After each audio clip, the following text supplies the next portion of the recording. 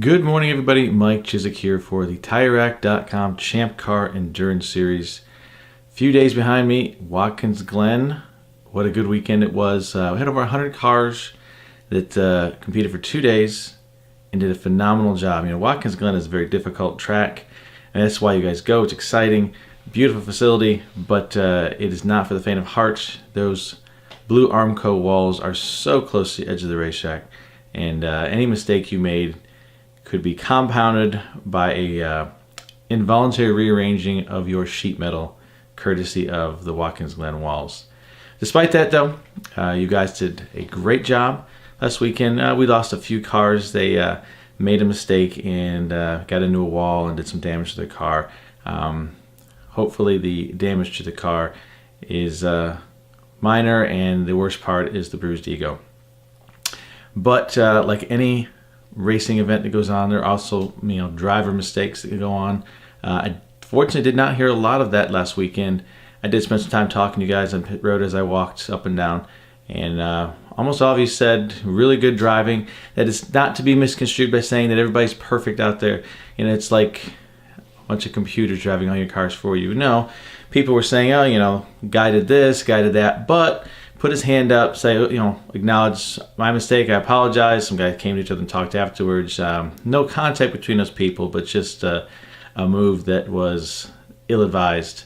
And I think that speaks to the fact that a lot of you guys have learned that there's going to be some mistakes out there. You're driving with veteran drivers and amateur drivers alike, and you've learned to, as they might say in driver's ed, drive defensively.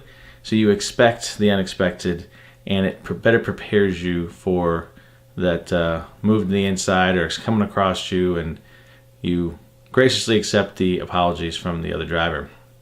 But in one of those conversations with the team, they mentioned maybe you could remind people or maybe explain people about Champ Car's passing rules.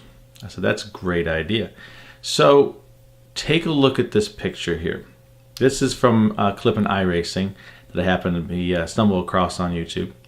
We've got two, looks like Cadillacs going into a turn, and I've identified them with a yellow and green arrow. So, can you tell me which one of these two cars caused the accident that's about to happen in about a fraction of a second? Got your answer? The answer is you don't know. You don't know the situation around that particular incident. Reason is Champ Car's passing rules state that it is the responsibility of the overtaking car to make a clean pass. If there's any contact in a turn, we hold the passing car responsible for it and black flag them. So in looking at this picture or any picture of a crash, unless you know who was passing who, you probably, almost certainly, can't tell who's at fault for the incident. Now, perhaps people have said that Champ Car's passing rules are oversimplified and don't always work 100% of the time. I would argue that no rule or law really works 100% of the time. No, not even that one. We won't go there. But anyway, we have people for the other times. We can get video and we can take a look at it and we can make a decision that says, hey, yeah, this is a different case.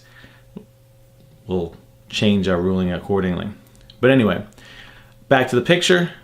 Let's look at the video of it, this short little clip, and now you'll be able to put it in perspective. Who was passing who?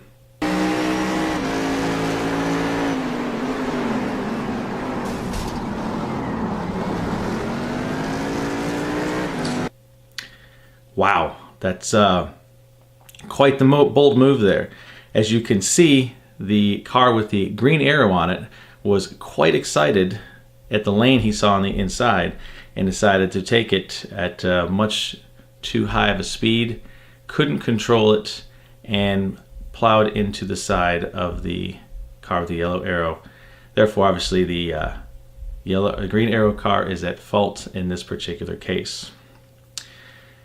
At any rate, applying to Champ Car races, so many of you see a lane open to the inside. Everybody's lined up on the left side of the track as you're approaching a right turn. And all that beautiful real estate looks so tempting. It's just, they just left it wide open for me, and I'm going to late brake them. That's step one of your plan. Step two isn't so well thought out because you have more speed and you have a tighter corner to turn when you're on the inside. And then the other cars are all in line and they're going to apex a turn as planned, and you crash into the side of them. And you guys come running into me and you say, he turned down on me. I had the line. You didn't have the line. If you had the line, you would have made it through the turn cleanly. He was on the line first and you ran into the side of him. The reason why Champ Car says that it's the responsibility of the overtaking car is because over 90% of the time, you as the passing car are the only one that can see the entire situation. You can see the car in front of you. You know your car's position and speed. Most drivers, for better or for worse, don't have a good understanding of their surroundings. And this driver in front of you thinks there's nobody there, and he's going to make a move in, and all of a sudden you're there. We have a crash. So that's why we require the passing car to get around him safely.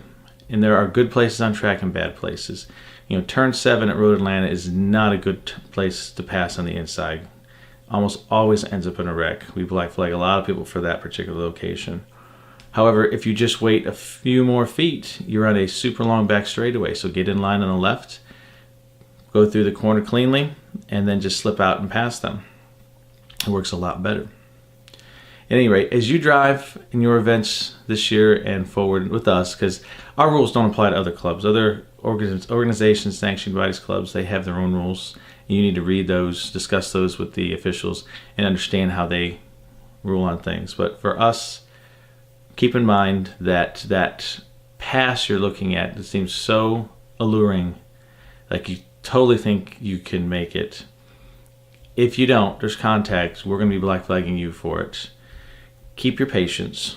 Wait just another turn or another straightaway and get around them, and you'll keep your car straight. You'll keep everybody's tempers down, and you'll stay out of the black flag box. We'd love it if our people down there, Jay and Ray and those guys, just got bored and didn't have to talk to anybody at black flag. Not holding my breath, but someday maybe.